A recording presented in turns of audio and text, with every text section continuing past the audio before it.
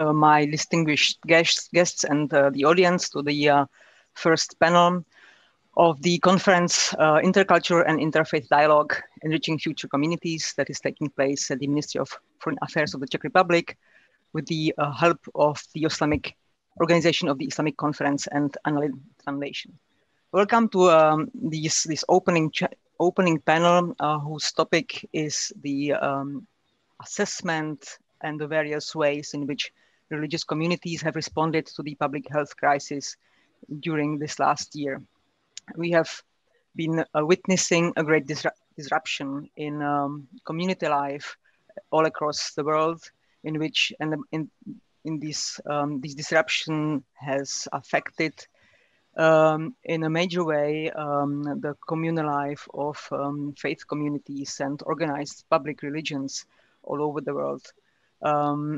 On the other hand, as community-based organizations and faith organizations, religions have also been able and have been forced to come up as organizations that respond on or look for ways in which they can respond, adapt to this new situation, and be active in responding to the public health crisis, both in terms of drawing lessons, adapting their ritual lives of communities, but also in finding ways in which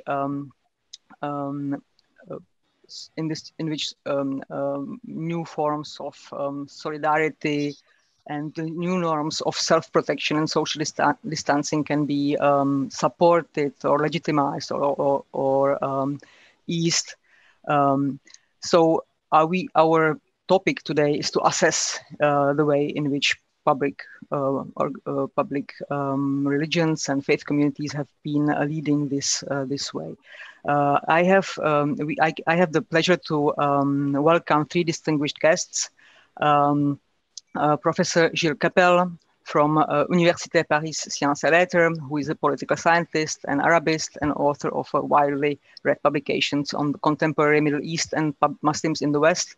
He's also a professor and a director of a program at the École Normale Supérieure in Paris. Secondly, I welcome Dr. Walter Homolka, a rector of Abraham Geiger College and a professor at the University of Potsdam and also a German rabbi.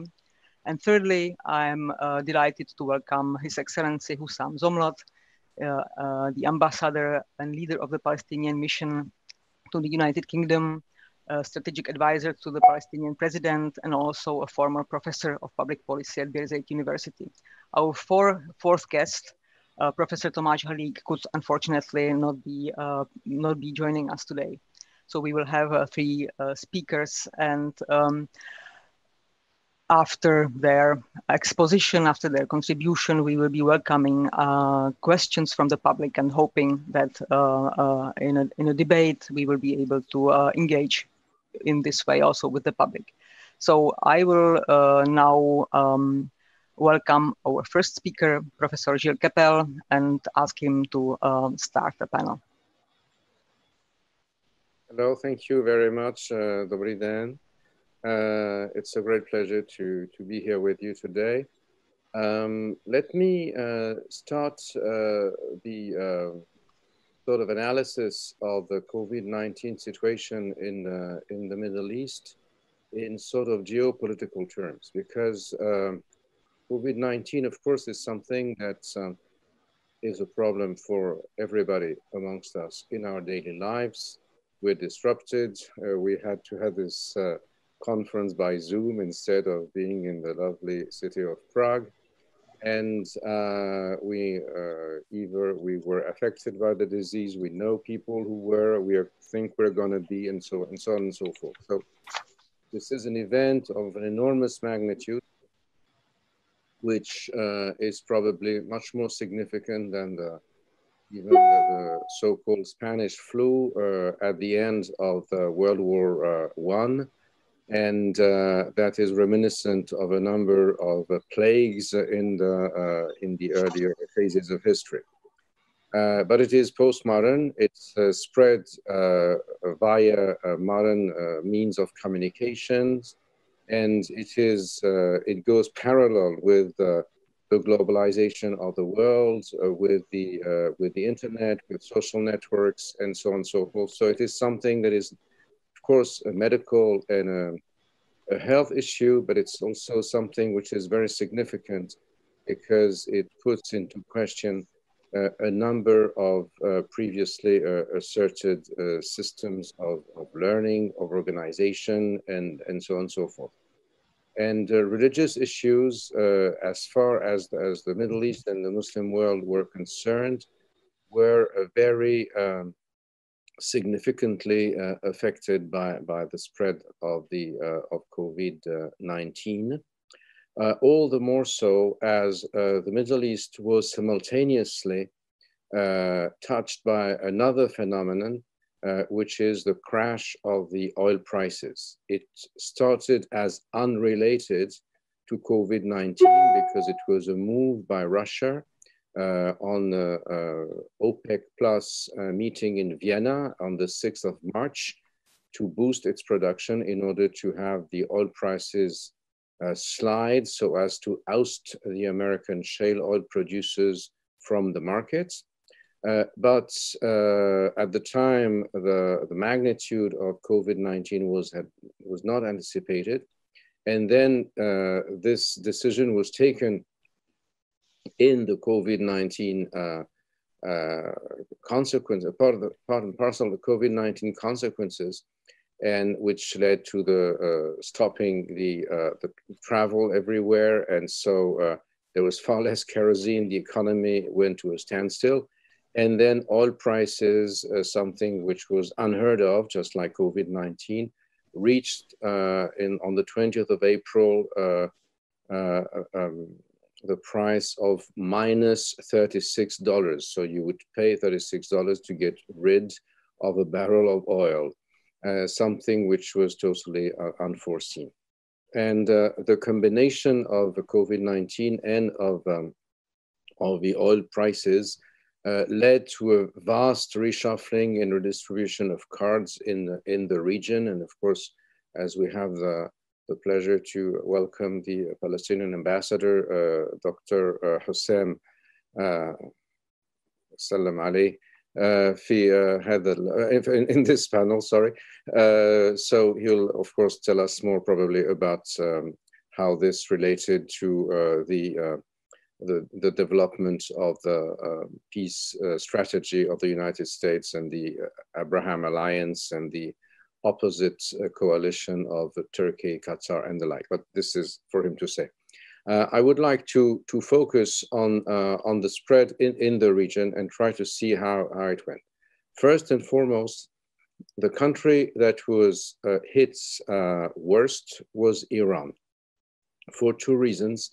Because Iran has an enormous amount of relations with China, from which the virus started, because China is in the process of making a major deal for Iran to be the head of the Obor of the One Belt, One Way, One Road initiative in the Middle East. So Iran has tried to turn the US sanction after the US came out of the JCPOA in 2018 in boosting its relations with Iran. Also, the peculiar dimension of the Iranian political system makes it impossible for the political hierarchy to stop pilgrimage to the tombs of saints of the Shia persuasion, because this is the cornerstone of the political power of the supreme guide, Ali Khamenei, and of the political system of the Islamic Republic. So they arbitrated in favor of piety without social distancing. And this led to crowds going to worship at the tombs and the shrines, kissing the tombs, licking the rails and the like, which is a sure recipe for the explosion of the pandemics. And that's led to a terrible spread. Iran has probably levels of contamination per capita which are far superior to what we have in Western Europe, even though the population is far younger. But communication about the numbers is probably insincere. And the consensus is that in order to have a realistic view of the pandemic in Iran, you should multiply by 2.5 at least the official numbers, which were recently 40,000. So let's say we're reaching probably to something like 100,000 people. So as a consequence, adjacent countries, particularly in the Arabian Peninsula, have cut all relations with Iran. When they have had a very important border surveillance. And also because this summer was Hajj or pilgrimage season, for one of the very few times in the world's history, Saudi Arabia suspended pilgrimage, except for a handful of people who were living in Saudi Arabia who were selected. And then you had those images of the Kaaba and the holy places of the Al-Haramain of Islam that were almost empty. By that, Prince Mohammed bin Salman, the de facto ruler of Saudi Arabia, showed that he placed health conditions above the daily performance of a ritual, of an important ritual, because pilgrimage is one of the 5 pillars of the Islamic religion. But this had also strong political consequences, because during the Hajj season, on the 24th of July, Turkish President Recep Tayyip Erdogan decided to re-Islamize the Hagia Sophia, former Byzantine basilica, which became then a mosque after the conquest of Constantinople in 1453 by Sultan Mehmed II. And then that Ataturk had turned into a museum in 1935 as a gift to mankind to emphasize the secular character of the laïc character of the Turkish Republic. Now, Erdogan turned that back into a mosque on the very anniversary of the Lausanne Treaty of 1923 to show that the Turkish Republic, when it uses force and military strength, can win. And this was a way to use Ataturk's military skills in order to kill Ataturk's secularism, and simultaneously to posture as the new leader of the Islamic world, and to build a sort of neo-caliphal legitimacy, And this was a very important issue because, as probably Dr. Zomlot will mention and will elaborate on from his point of view, we're seeing in the Middle East a huge opposition now for a huge competition for hegemony on the very dynamics of Islam between a sort of axis that links the Muslim Brothers in Egypt, in Qatar, and the Shias in Iraq against the Abrahamic Alliance, or whatever you call it, i.e. the Saudi Arabia, the Emirates, Egypt, and now all the countries which join in this pact with Sudan, and of course linked with Israel and the United States. So for Erdogan, this was a very important PR operation, because while you had images of Mecca quasi-empty because of the pandemics, you had crowds chanting Allahu Akbar in Istanbul and celebrating the re-Islamization of Hagia Sophia as a big victory for Islam, whose leader now should be President Erdogan. the fact that many of those people were then contaminated by COVID-19, of course, was not shown in the official propaganda. And this is a very important issue because, you know, COVID-19 then interfered into the redefinition of alliances and breakdowns in the region, together with the fact that you know, the crash in the oil prices does redistribute the map. I just read before joining this session that Saudi Aramco has had historical a drop in its benefits for the third quarter of the year. And even though Saudi Arabia, the Emirates, and so on and so forth have huge sovereign funds, which allows them to survive in the competition, this is not the case for many other countries in the region. And this, of course, together with the lack of transportation, with the stop in the economy due to COVID-19, will lead to enormous reshufflings. Now, to stop there and conclude, I believe that this is also, this enormous reshuffling of cards allows for you know, states that want to use the weakness of others to build a strong position. And clearly, the one in question is President Erdogan now, who is having an initiative on all fronts, being present in Libya, being present, helping the Azeris fight the Armenians in Nagorno-Karabakh, attacking Greece and Cyprus, sending his ships in their territorial waters, and having a special fight of words, a daily fight with President Macron, as you know, among others, because the reasons for the hatred of France and Macron by Erdogan is due to the fact that secularism in Turkey was done in French and through a French model. So he wants to pull it out of his own self to some extent. And Erdogan is using COVID-19 to push his own agenda.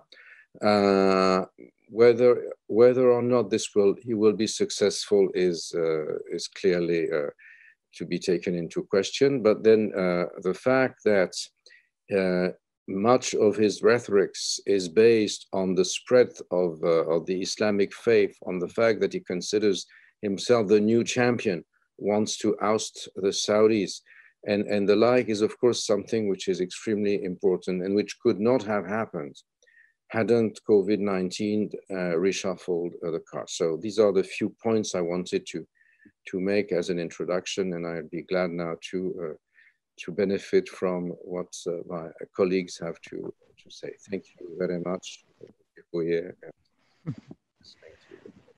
Thank you, Professor Kepel, for this geopolitical context and this assessment of how the new fragilities, not linked only to COVID, but as you said, also to the oil markets, have been used, and how the religious symbolism has also been used by newer actors on the scene of the Middle East. I'd like now to ask Professor Walter Homolka to take space and to tell us his thoughts. Thank you. Thank you, Dr. Hesová, for having me on this panel. I addressed the question how Corona has affected the Jewish community locally and globally. And I speak as a rabbi in the diaspora, as the rector of the Abraham Geiger College in Potsdam for the training of rabbis here in Europe, and as a professor at the School of Jewish Theology at the University of Potsdam. I think that Corona, and that's the basic thesis of my talk, that we are looking at enormous structural consequences to diaspora Judaism. And I have been experienced the transformation of our society firsthand over the last couple of months and had to get used to online prayers and online studies in the last 8 months. The new situation caught me cold. On March 13, I had flown to Pittsburgh the day before to celebrate the 90th birthday of our college president, Rabbi Walter Jacob, a senior rabbi of Temple Rodef Shalom in Pittsburgh. And I was looking forward to joining a congregation of many hundred people for a special Shabbat service on Friday evening, featuring the artist in residence, the choir, the numbers of speakers, and to be followed by a reception for hundreds of guests. In the morning, we were all of a sudden informed that Allah's Rodef Shalom Temple would have to suspend all activities in their grand synagogue sanctuary due to COVID-19. So all of a sudden in the afternoon, I received another email message from Germany telling me that the Kabbalat Shabbat service would, after all, take place against all odds, but would be available exclusively via streaming. And that congregants and the wider public were invited to join us on their computers. Only the birthday boy was missing. We reached him half an hour before the impromptu streaming began, and he'd gone for a walk and now needed to hurry to synagogue in his cardigan, where a jacket and tie were eventually found to dress him up. And there, the 4 of us, including the rabbi and the cantor, sat in the huge empty sanctuary, which can normally hold more than 1,200 people, and tried to adapt to the situation of addressing an invisible audience via iPhone camera. Meanwhile, the large buffet remained untouched in the communal kitchen, waiting in vain for hundreds of guests to turn up. And since then, this has largely been the situation. Empty sanctuaries and clergy being cut off from a real communication in person with their congregants. Until spring, few synagogue activities were offered virtually in Germany with no professional equipment and certainly no strategy behind it. Today, we have the experience to know that we need first-class technology and technicians who know how to create intimacy in an empty space. Face-to-face is still key, even if it is online. We have come round to realize that we need new skills to create for our viewers an intimate experience as connected to the clergy on the bima, on the raised stage from which the service is conducted, as they might experience if they actually were present in the room. For many years, American mega churches have served as an example how to reach out to the masses near and afar. We envied them, and some of us even wanted to learn from them. They usually provide wonderful musicians, afford expensive equipment, and engage speakers with rhetorical abilities in drama. However, for most mainstream faiths, this kind of a show was not what our traditional prayers should look like. Since Corona, pressure has suddenly been imposed on us to strive for alternatives in involving participants to our services. We feel that it is important to make them welcome in a chat room or virtual lobby before the service, and to provide a drop-in space for congregants to mingle with each other virtually after prayers. In general, services via the internet have the potential to involve many who otherwise could not join their communities because of physical or geographic restrictions.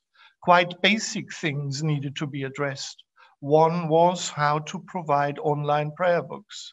In the United States, the Union for Reform Judaism has quickly made available online a number of prayer books to help congregants join and follow services being streamed on the computer. Such wide availability of online Shabbat services, lecture series, webinars, and interactive classes has proven an unbeatable advantage. Anybody from all over the globe can tune in, participate, celebrate, learn, react, respond, and question in real time, wherever he or she may be. whenever I join online Shabbat services at my synagogue in Berlin, there are the odd Orthodox viewers who would otherwise claim never to set foot into a Reformed temple. Other visitors' names suggest a Christian or Muslim background. They readily take the advantage of a virtual visit over religious boundaries without having to undergo embarrassing security checks and questioning why they would like to experience a Jewish service. When we at Abraham Geiger College celebrated the ordination of 5 graduates in Berlin's Grand Riekestraße Synagogue on September 10, we opted for a hybrid model. We placed 300 guests in a sanctuary that could easily hold 2,000 and provided international live streaming. With more than 7,000 viewers from all over the world, we had more people virtually than we could ever have hoped for to accommodate in person. Whenever I watch this video now, it offers a homey atmosphere to those who suffer from being restricted in participating in their usual environment, and at the same time brings the world to our doorstep, and thus creates an international community of like-minded.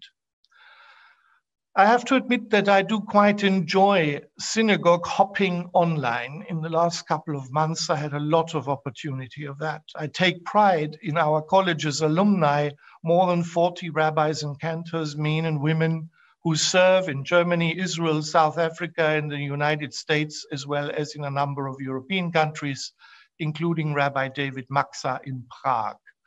The corona pandemic offers me the chance to tune into their congregation services with so many varieties in style. Some happy clappy sing-alongs, some classy with a pipe organ and choir, and always sermons which catch my interest, make me listen. And all of a sudden, local Judaism becomes global Judaism, a global family. Sometimes the words of a colleague far away do captivate me as I surf the internet. Recently, I was struck by the Yom Kippur afternoon service of Rabbi Angela Buchdahl, delivered to Manhattan's Central Synagogue, where she has been senior rabbi since 2013. Buchdahl was the first Asian American to be ordained as a rabbi, and her very personal sermon on Judaism and race got viral. Without the wide reach of social media, I would not have been able to listen in to her reflections on Jewish peoplehood, belonging, authenticity, and justice. What a treasure trove for intercultural dialogue in the United States and beyond. And thanks to the new opportunities of online services and online streaming, this sermon went round the globe and touched many, many people who otherwise would have been excluded from that experience.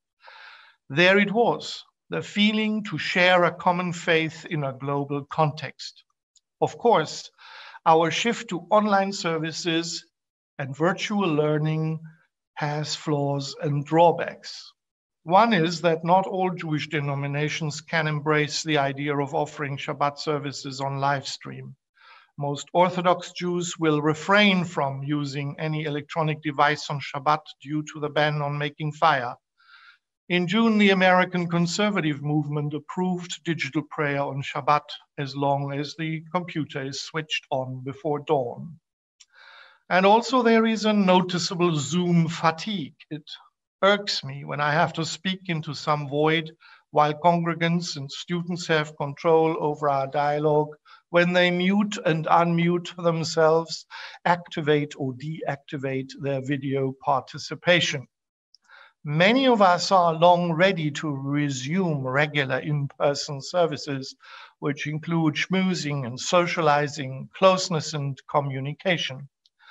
Synagogues say some have tired on online offerings, and others still lack the technology to access them or the ability to use it well. However, many synagogues and Jewish institutions fully intend to carry on streaming after the pandemic so as not to remain inclusive, and so as to remain as inclusive as possible, and in order to reach new clientele that has grown to enjoy this kind of participation in activities they otherwise might not engage in. As with all things, there are the financial implications of these new developments. And I do not only mean that there may be quite a huge number of smaller congregations which do not have the resources to cultivate a high-end online program, such as some larger synagogues who can afford it and even gain global outreach and appreciation. The economic crisis brought on by the coronavirus shutdown has had a great impact on the Jewish world, especially in North and Latin America. As an executive board member of the World Union for Progressive Judaism, I observe with great concern the situation of the Union for Reform Judaism in the United States, which has over 850 congregations as constituents. When the URJ decided to cancel its summer camps, this afflicted its finances in such a way that it was forced to lay off 20% of its workforce immediately.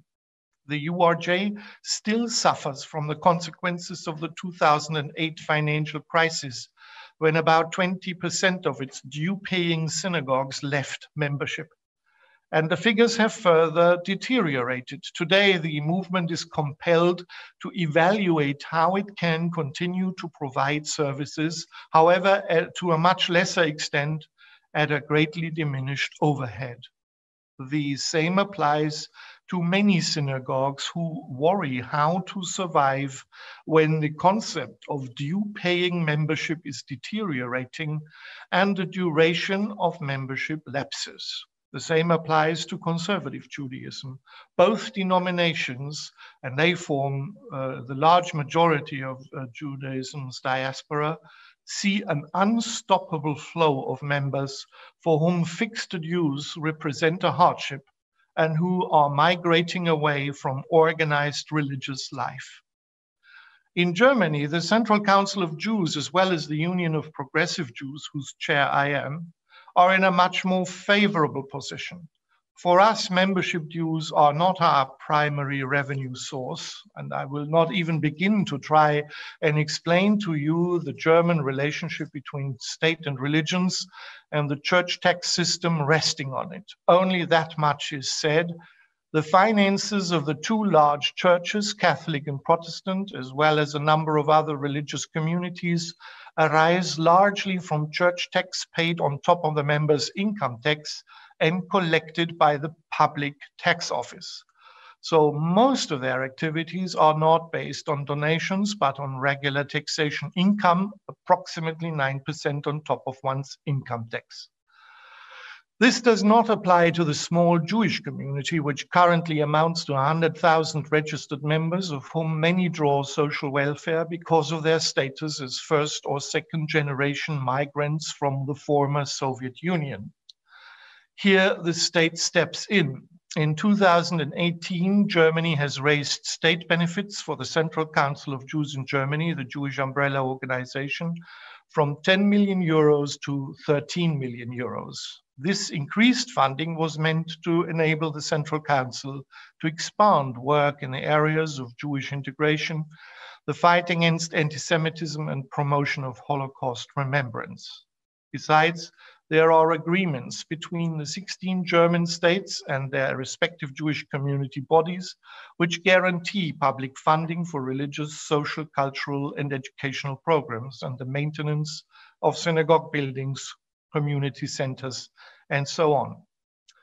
This is the reason why we in Germany are less forced to adapt to the new economic realities under the corona crisis.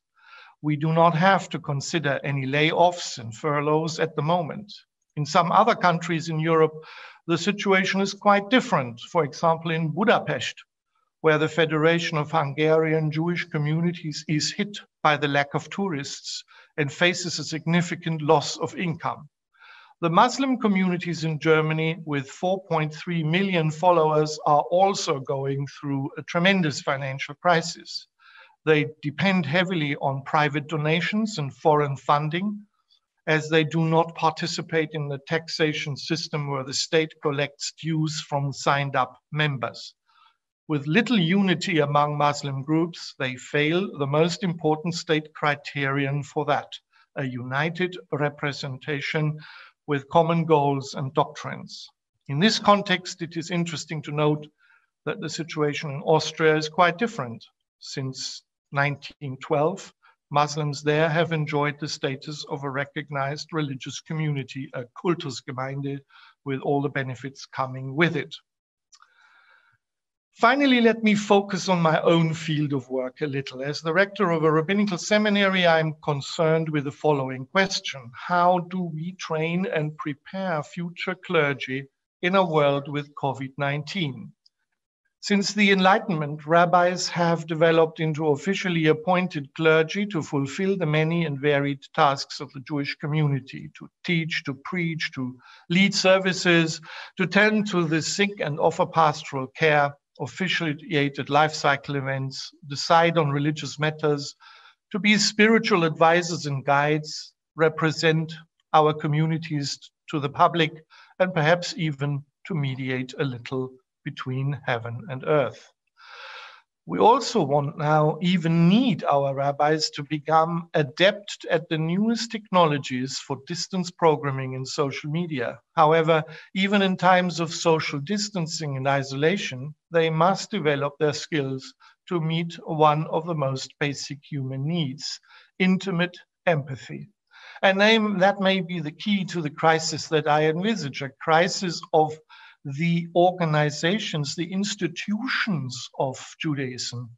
Because if Jewish communities, as we know them traditionally, are under pressure, I foresee a great shift. North American Judaism may get much less influential, with much less structural power, which also, of course, will inflict the relationship between North American Jewry and the State of Israel. On the other hand, some more solid structures, such as in Germany, may give more emphasis to European Jewry, which has, since the Shoah, lost much of its influence. We all understand the role which religious community may play in times of sorrow and joy. However, we are currently seeing how the brick and mortar institutional Jewish world is turning to the internet to overcome the most immediate problems. My worry is how many people will return to their synagogues, to the fixed structures of the past, and face again financial obligations which may well have become alien to those who are used to, by now, to express their religious allegiance in the digital realm. The pandemic is affecting people's lives regardless of their race or religion. My colleague, Rabbi Andreas Nahama, the chair of the General Rabbinical Council of Germany, says, our society should one day commemorate the corona pandemic with an interreligious holiday and remember the profound experience of a great interruption. I agree. The corona epidemic challenges us to cherish the memory of the dead, to remind us of those who have caught the virus and now have to deal with the consequences for the rest of their lives. And we want to keep up the praise for those who are our heroes nowadays, as selfless carers in hospitals and other institutions at great personal risk. Rabbi Nahama and I are Jewish representatives of the House of One in Berlin, a home of something truly unique. It is intended to serve Christians, Muslims, and Jews alike as a place of prayer and teaching, with separate sacred spaces and a shared meeting place for dialogue. Another unique interfaith program which I run is Dialogue Perspectives, discussing religions and worldviews, a program of the Leo Baeck Foundation, which is organized together with the Cultural Department of the Foreign Office of Germany. This program is dedicated to the development and establishment of new and innovative forms of interfaith worldview dialogue. And it also recognizes that religions play a tremendous role in the diplomacy of the Federal Republic of Germany. And as this conference here in Prague seems to indicate, that has also been acknowledged by the Foreign Office in the Czech Republic. The mission of our program is to contribute to European understanding and collaboration in a meaningful way, foster the strengthening and sustenance of European civil society, and shape a pluralistic and democratic Europe grounded in the principles of solidarity and religious freedom. Since 2015, more than 200 students and doctoral candidates of diverse religious and worldview orientations have been exposed to the program, and it is now developing into a European platform thanks to the initiative of the Federal German Foreign Office for the training of future leaders in academia, culture, politics, and business. This is especially important under the pressures of the coronavirus, and it places a lot of challenges how to continue it online, digital, and still create a sense of cohesion and community, which I think is exemplary here for the conference that you do, and we're happy to learn from the experiences that you make. In this time of lockdowns and disorientation, a quote from Rabbi Leo Beck comes to my mind when he said in 1956, the year of his death, in Brussels, "We are parts of the one humanity living together on this earth of ours, seeing each other and understanding each other and helping each other when needed." What good advice under the pressures of the pandemic. Thank you. Thank you, Professor Homolka, for this encouraging ending of your speech. And also thank you for extending the questioning of the effects of coronavirus opened by Professor Kepel. You mentioned also the opportunities that this crisis opens up for either upcoming ambitious leaders, or, as you said, for new forms of communication and dialogue. But also, you've mentioned, as we have heard just before, also that there are important unequal effects of the various resource distribution that we see that allow certain actors or communities to profit from the situation or adapt to the situation, and others remain excluded from these opportunities. Before I ask our third speaker to speak, let me please just remind the audience that we are accepting questions into the chat. We would like to forward questions from the audience, especially to Professor Kepel, who will be leaving us a bit earlier. So I encourage everyone to think of comments or questions. And now I'd like to give the word to Dr. Hussam Zomlot, who will be presenting his view on the effects of coronavirus pandemics on his part of the world.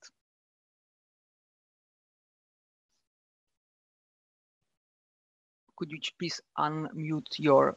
Am I unmute now?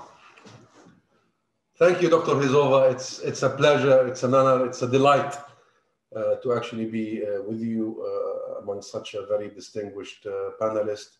And I must also thank the organizers for giving us this opportunity. His Excellency Minister Tomáš Petrošek, Czech Ministry of Foreign Affairs, the Organization of Islamic Cooperation, and I must congratulate my colleague Sondus Ali, Her Excellency the Iraqi Ambassador, for the brilliant work bringing us all together, and the Institute of the International Relations and the Lend Foundation.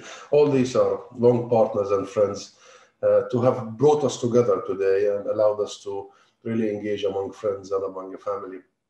And, you know, Dr. Kepel has really raised the expectations or the bar for the discussion I was told that we should leave politics aside, at least for the time being, but I'm happy to answer questions vis-a-vis foreign policy, the US, etc.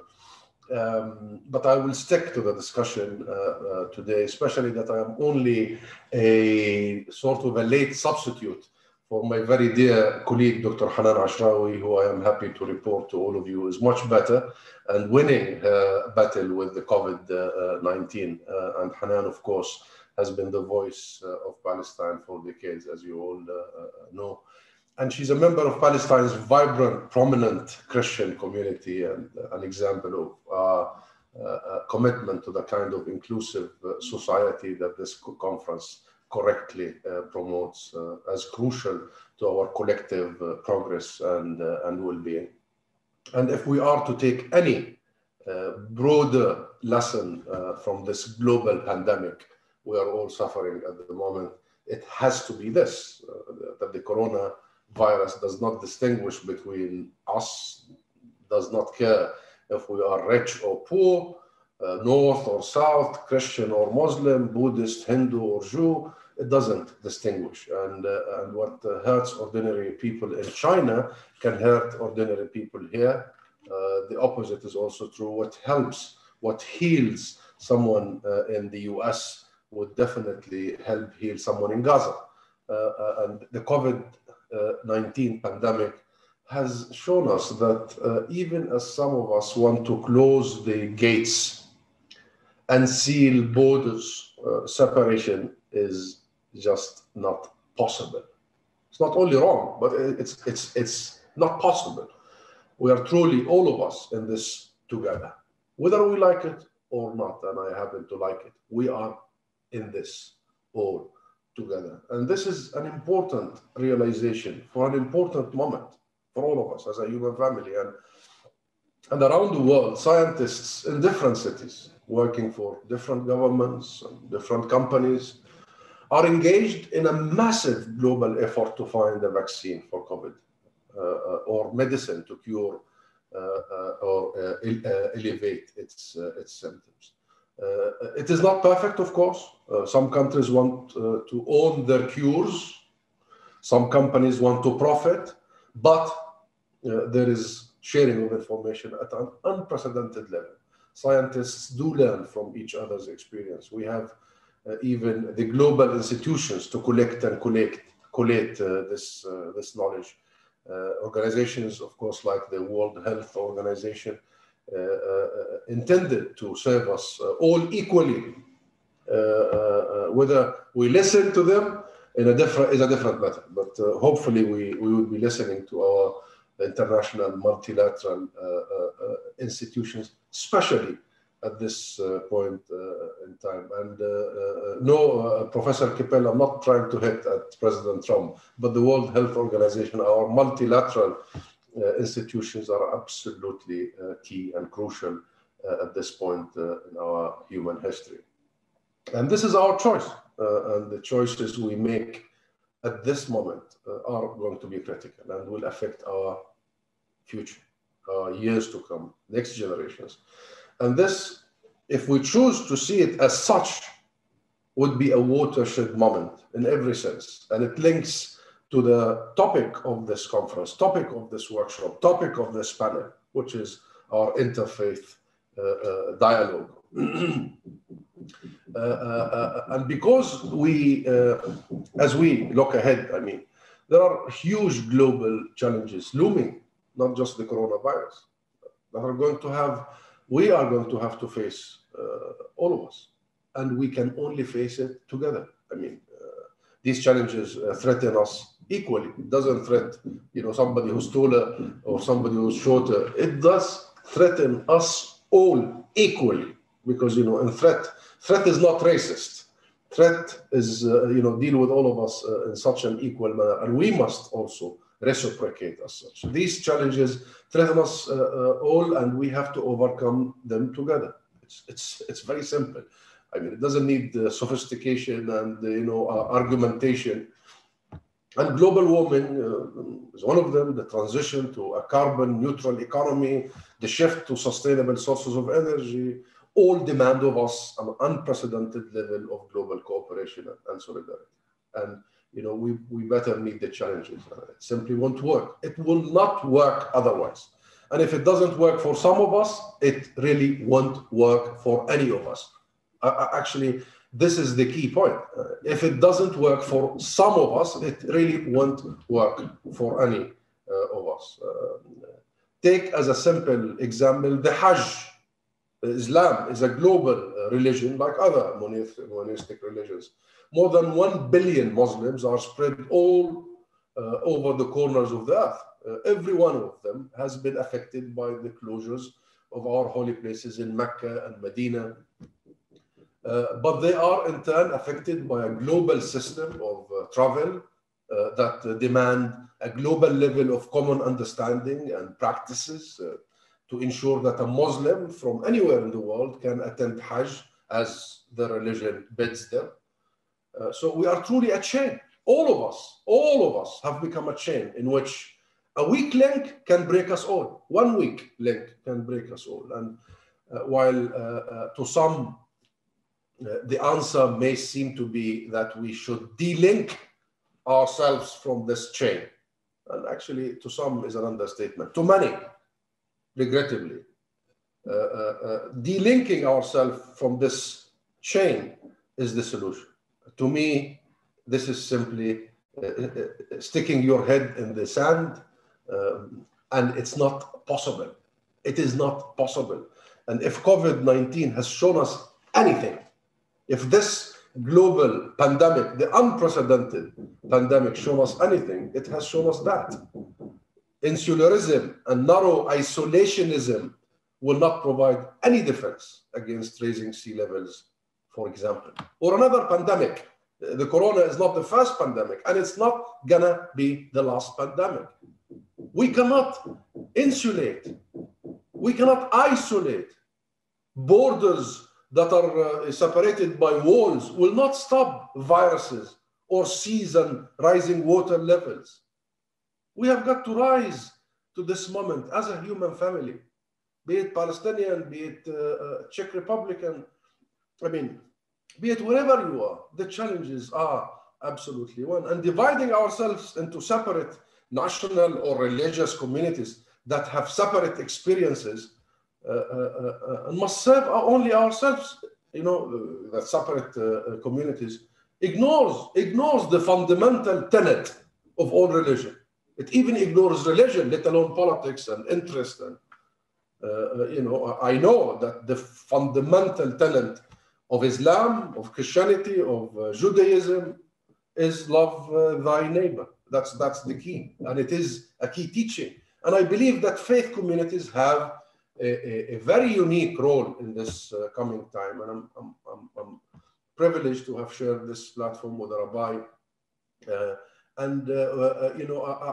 I, as a Muslim myself, have been brought up to actually look at faith as a source of openness, forgiveness, all these major ethos.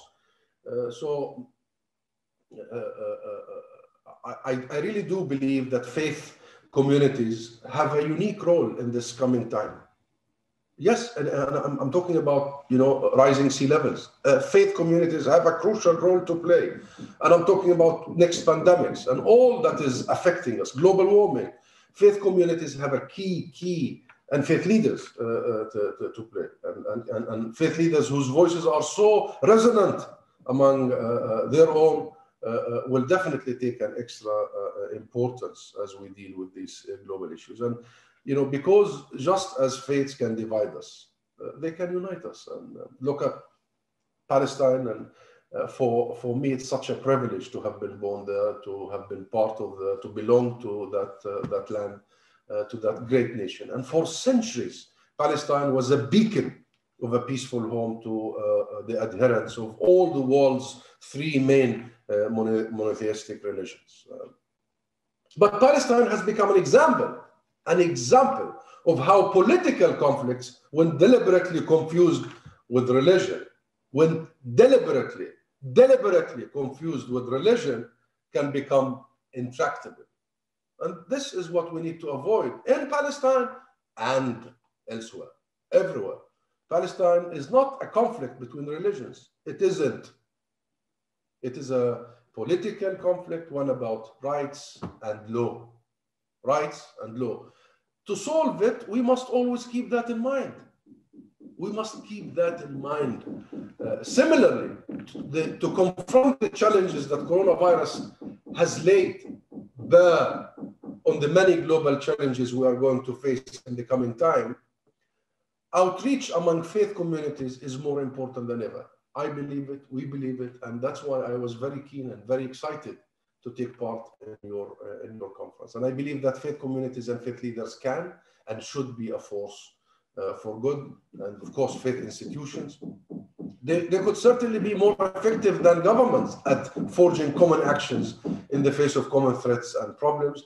And after all, faith communities have different, regardless of the faith you believe in, faith communities may have different faiths, but they speak same language, the very same language, the language of moral imperatives. Give me one faith that does not speak the moral of the language of moral imperatives, the language of duty, the language of rights, the language of responsibility. One faith. I mean, Islam literally means peaceful surrender to God, and the 10 commandments of Judaism have been the tenet of us all. So, if you want to find any words in any holy text that will justify any political acts, you will not find it. Of course, people interpret it in their own way. But anyway, so people of goodwill and deep faith can move mountains, really can move mountains. And I hope these mountains will be moved in the right place. They will be moved closer to each other, not apart from each other. And people of goodwill and deep faith can overcome differences and really focus all of our efforts, bring us all together towards focusing on the common challenges our human family is facing, gravely facing at this point in time. And I belong to the camp that believes faith can pull us together, and we must never, ever allow religion and faith to separate us, really. Professor Kepel, I am absolutely happy to take questions and attempt to answer later, but I will stop here. Thank you very much. Thank you, Dr. Zomlot, for your kind and open statements. I would like now to re-engage the panel, but knowing that Professor Kepel does not have much time, let me formulate a first question that would be that anyone can answer, but that I would like to first pose to Professor Kepel.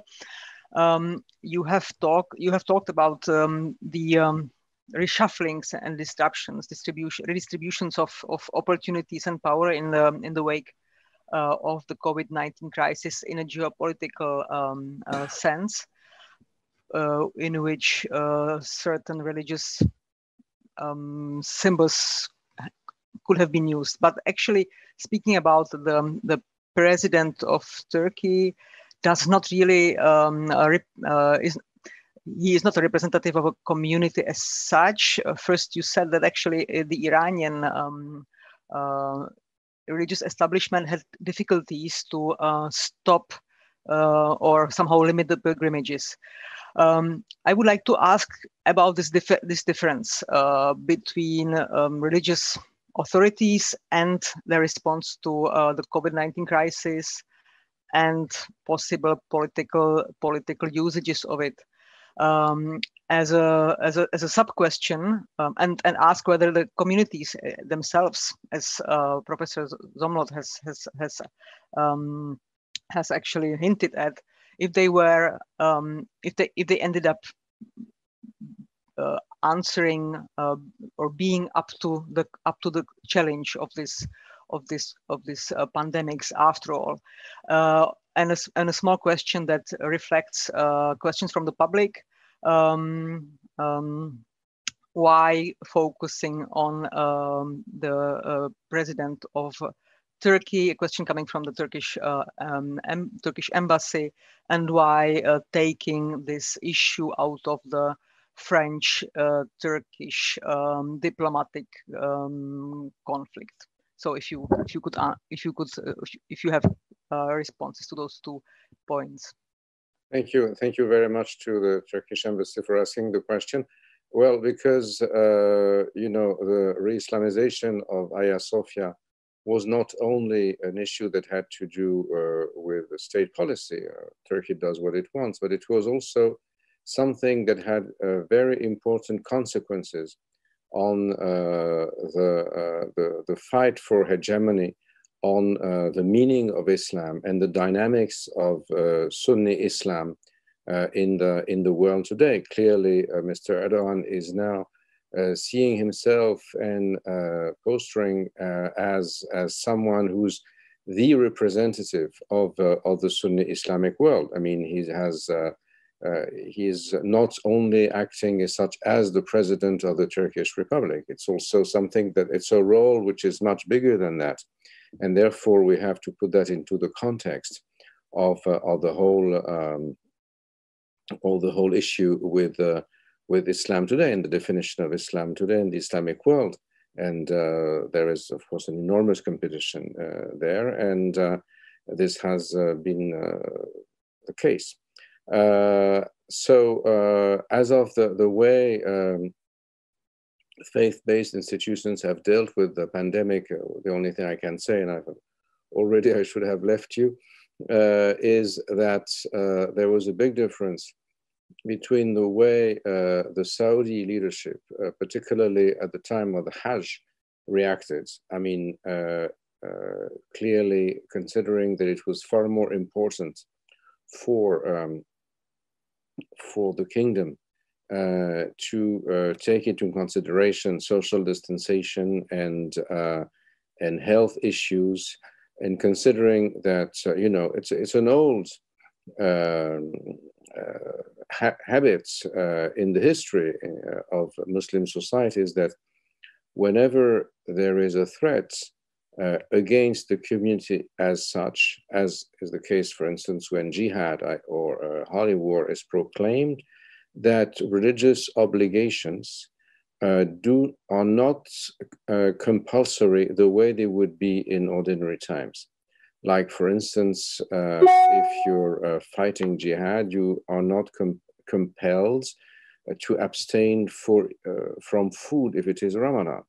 Because if the enemy then is stronger than you are, because they eat and you don't, then you will disappear as an Islamic community. And in order for Islam to continue, then you have to make your own decisions, right? And not adhere to requirements that might threaten the very survival of the community. It's a sort of, just like a state of war, state of emergency in secular parlance. And as of Hajj, the Saudi leadership considered that if they allowed everybody to come in to Mecca, it would become a huge cluster for the spread of the virus worldwide, definitely. Now, I would like to, and I unfortunately won't be able to hear the answer, but to follow up on with Rabbi Homolka, and maybe he could tell your viewers about how the virus situation was dealt with in Israel, which was extremely complicated, and Israel has been under another strong lockdown. It is something that threatens. There again, it's a political issue. Bibi Netanyahu's policy, in particular in his alliance with the Haredim, the ultra-Orthodox Jews, many of them who did not want to abide precisely by the social distanciation, would not obey when they said that they should not perform their religious obligations in congregation. because they consider that fighting the virus has nothing to do with medicine, but is something that has to do with God. And if you pray, then God will stop sending this calamity. And we have the same, even in Europe, with Salafi movement, with ultra-religious Orthodox Salafi movements who consider, and there was the case also in the French banlieues or outskirts, people who would have clandestine meetings in the mosque, saying, we do not care about medicine. Only the infidels believe that taking a medicine or going to hospital will save them. The real cure has to do with more prayer. And it's only God who sends the virus and can take it back. It's his curse upon mankind, if you want. So I do not, of course, confide with this such an idea, but you have to see that this is something that was important. And in the Israeli case, and this is of course important for the Palestinians, also the two populations within Israel that were the worst hit by the virus were on the Jewish side, the ultra-Orthodox, and many, of course, Arab Israelis, due to the fact that these are the two populations within the whole Israeli context where you have the most sort of promiscuity, because you have a lot of people in the huge families, many people living together, and where social distancing is the most complicated for religious reasons among the Haredim, and for social reasons, if I may say so, among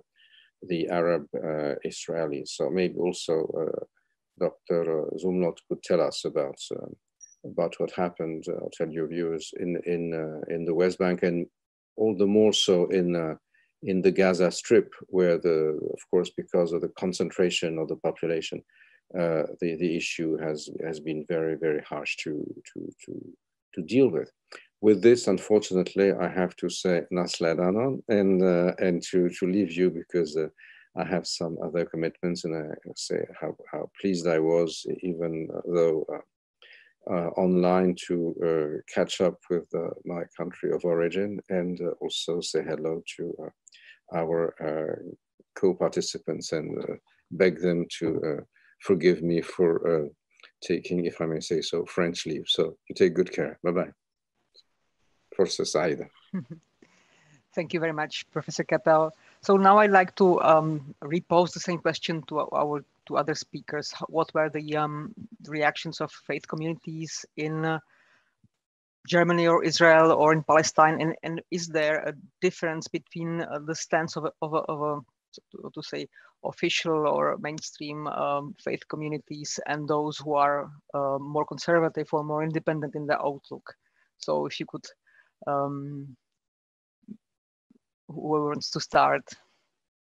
I think I take the ball from Professor Kepel because he touched on a very interesting issue, the unholy alliance between the political right and fundamentalist Judaism in Israeli politics. And one could certainly see that the corona crisis has been a source of great alienation between great parts of the population and the current government, because the economic situation of many people in Israel has certainly deteriorated to an extent where it becomes an existentialist problem. And here one can also see that what I had discussed earlier in my impulse does have political consequences, because when the American Jewish community is destabilized because the traditional congregational structure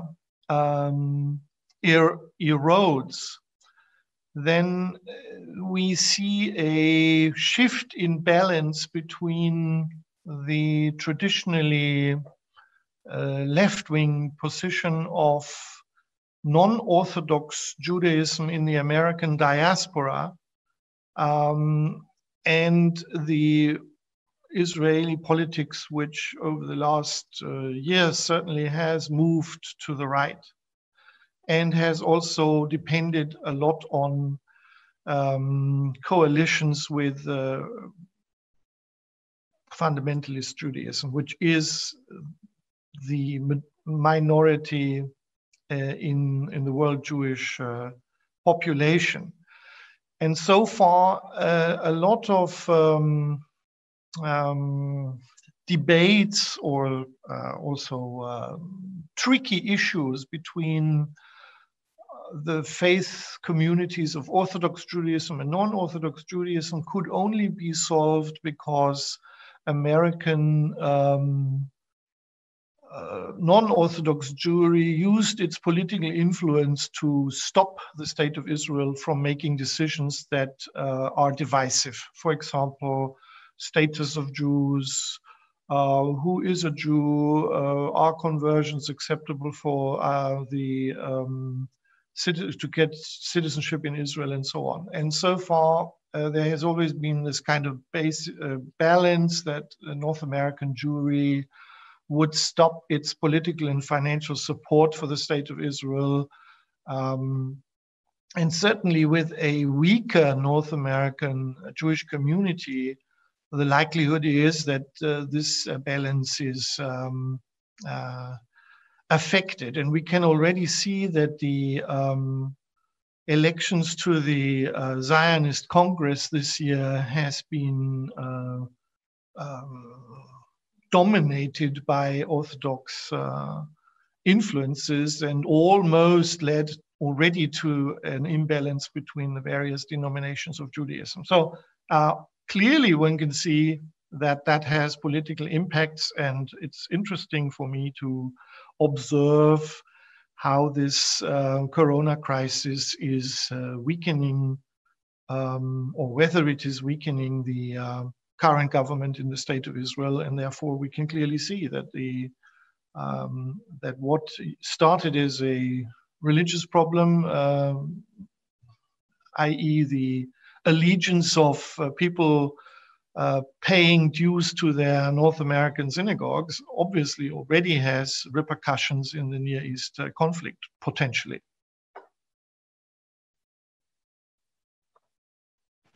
Thank you. If I can turn to Mr. Zomlot and to his statement on this issue. Well, the coronavirus, this pandemic, has also been, if you may, a microscope for a lens through which to see the reality. That is the common threats, also the lack of cooperation, the influence, the impact of politics on issues of public health and basic needs. I mean, the question was earlier also about what has taken place in Palestine and the West Bank and Gaza, of course, including East Jerusalem during this pandemic. And I must say, as a government, the Palestinian Authority was one of the most quick respondent, if you may, to the pandemic. By the 1st of March, a state of national emergency was declared. And immediately or short after, national lockdown was applied in a very strict manner.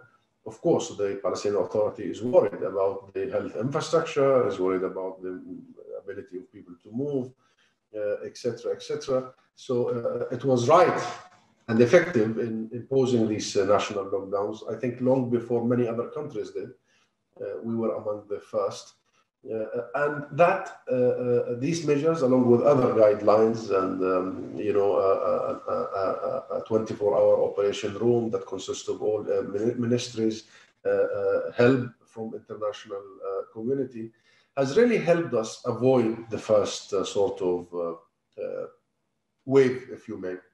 So numbers in March all the way to June were actually contained to a great degree, both in the West Bank and in Gaza.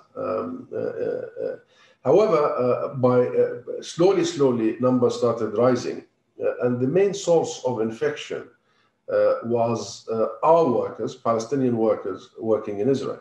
They commute back and forth, and the infection rates in Israel is very high, much higher than Palestine because of the travel.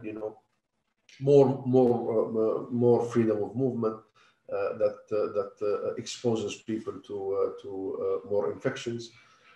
So by June we saw numbers rising, and now things are not easy. And Hanan Ashrawi was supposed to be with you, but she's recovering from the virus. But many of our people and leaders have been actually infected recently. We have a very low death rate. The health sector is coping. We are fortunate to have dedicated white army, as we call them, the doctors. And this is not political talk. This is really the commitment they have is saving a lot of lives. So the death ratio is regrettable and sad, but still not alarming. Now in Gaza is the real worry, because if this pandemic, if this virus spreads in Gaza much more, I mean, a catastrophe is going to be imminent, because the entire Gaza Strip that is populated by almost 2 million people has only 40 ICU beds. With semi sort of breathing machines. And can you imagine if this virus really, if the infection rate goes to a much higher level? So far, things are under control. But the key lessons of the last few months in the occupied territories, the Palestinian occupied territories, the key lessons are two. First, walls, checkpoints, all that does not protect you from viruses, and we have learned the lesson that cooperation does, and the second is that no matter what, we Palestinians in Palestine do need sovereignty. We need to control our own borders. We need independence. And again, this is not political talk. This is public health talk. Because we have learned over the last few months, no matter what you do, no matter how effective your policy is, no matter how quick you are, if you don't control your own borders, your land, the movement of people, then you are simply exposed. And this is what happened. So hopefully we learn the lessons. Hopefully we avert the crisis. We have few of our leaders who has been infected. I want to take this opportunity to wish them all well and a speedy recovery.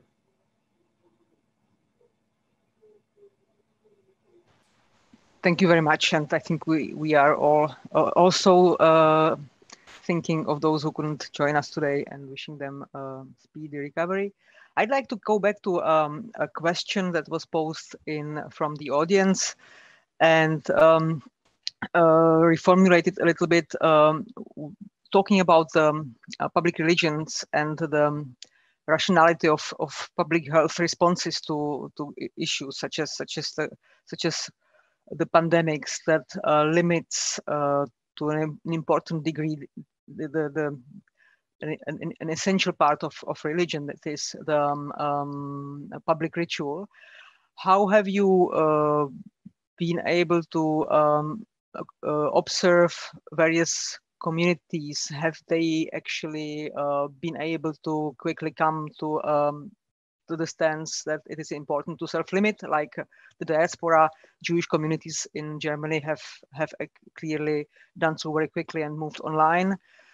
In other places where this has not been so easy, especially in places where people actually do live together, more or less, has this public health rationality been able to mostly impose itself against the needs, the communal needs of day-to-day of physical proximity, or were there some important splits between the various religious communities? from what we've heard from Professor Kepel, in some places in the Muslim world, these challenges have actually took some time to be accepted. In Iran, in other places, the reactions were much quicker. And my general impression is that most official communities have actually very quickly limited their own activities. But what about the question asks about the Orthodox groups in Judaism, or possibly also similar groups in Islam? Have they also end up coming to accepting this public health rationality as paramount, or not so? So if I can ask Professor Homolka. Well, I think we can clearly see also from German infection rates and also from America that one of the major sources has been evangelical Christianity and ultra-Orthodox Jewish communities that are closely knit in some parts of America and in the state of Israel. Both groups that obviously rely more on heaven than on the public health inspector to advise them on what to do. And therefore, certainly in Germany, I can say that some of the evangelical churches were the main platforms to spread the virus. And as a consequence, in many European states, one could see that there was an agreement between the bigger churches and the government to close down places of public prayer.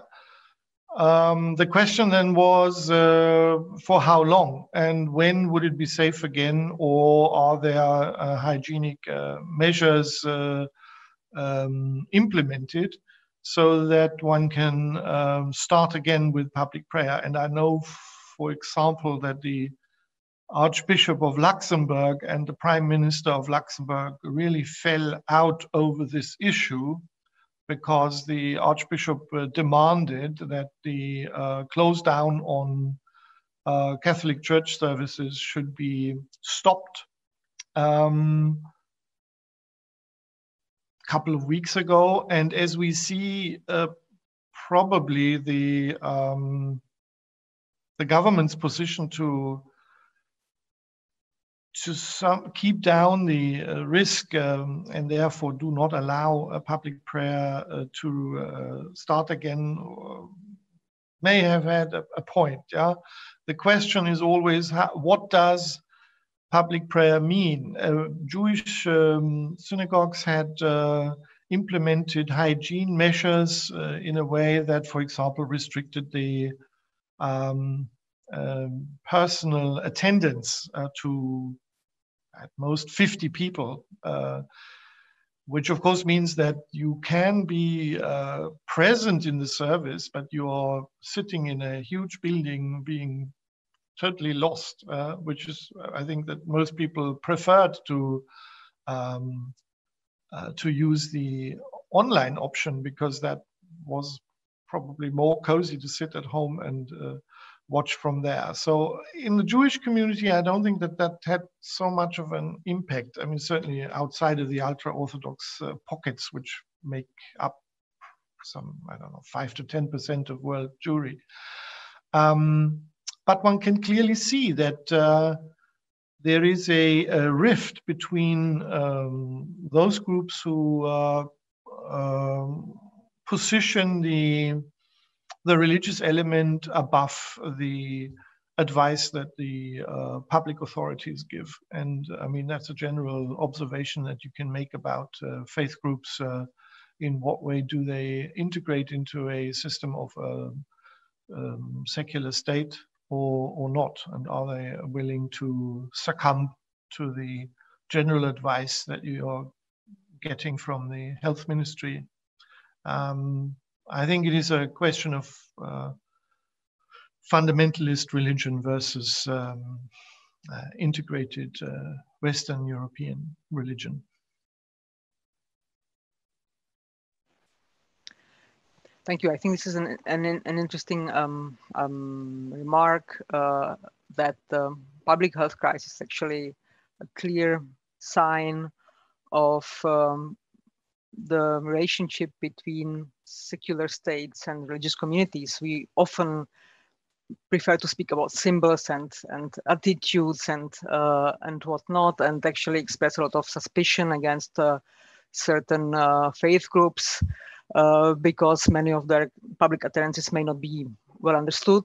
But then looking at how they behave when it comes to health and security of their members and of protection of the rest of society, we can actually ascertain that they have mostly been behaving quite responsibly, which is, can I have a very quick last question of this kind to Mr. Ambassador, if this is also the conclusion he can make about Palestine, if religious communities or authorities or imams have also actually upheld the public health demands, and if you can unmute. There were some issues at the beginning of the lockdown in March and April, and people were some were unhappy about the closure of mosques and the inability to pray. It coincided with the Eid, which is a very holy occasion, and like everywhere else. And there was some confusion. There were some even protests in Palestine against the measures.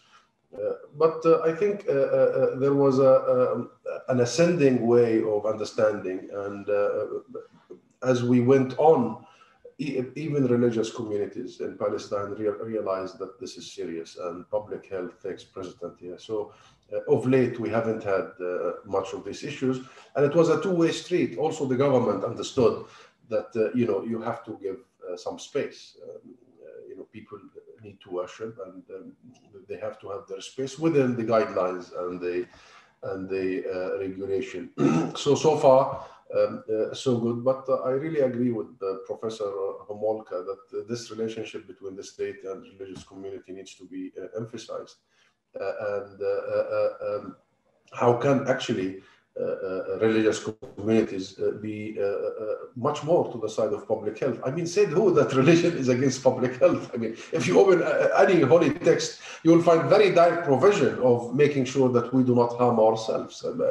I think there are some who want to use these occasions like a pandemic to actually just enlarge their constituencies, challenge central governments. But in essence, I think religion and faith and faith leaders and faith institutions should be in the forefront of the fight against the coronavirus. In my opinion, should be way more advanced than even the secular states. But there are some key individuals, pockets, groups who take it as an opportunity to simply make noise, challenge, and it's very sensitive. Worship and mosques and synagogues, it's a very sensitive issue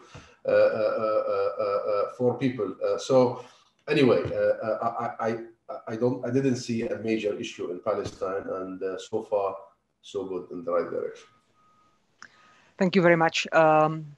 I think this will be the last statement. I would like to thank all our guests, Professor Kepel, who has left, Professor Homolka, and Ambassador Zomlot for talking to us, for bringing us actually a lot of interesting, some unexpected, some expected conclusions from the reactions to the COVID pandemics from their perspective and from their regional faith communities. I would like to invite everyone to the concert of Civilization Choir from Antakya that will be presented at 12 by the Ambassador of Turkey, and I'd like to wish you a pleasant day and an interesting continuation of this conference, which will resume at 1 o'clock with the panel on religion and religious diplomacy and the COVID pandemic. So thank you again for being with us. Thank you for making time for us. It was a pleasure. Stay safe.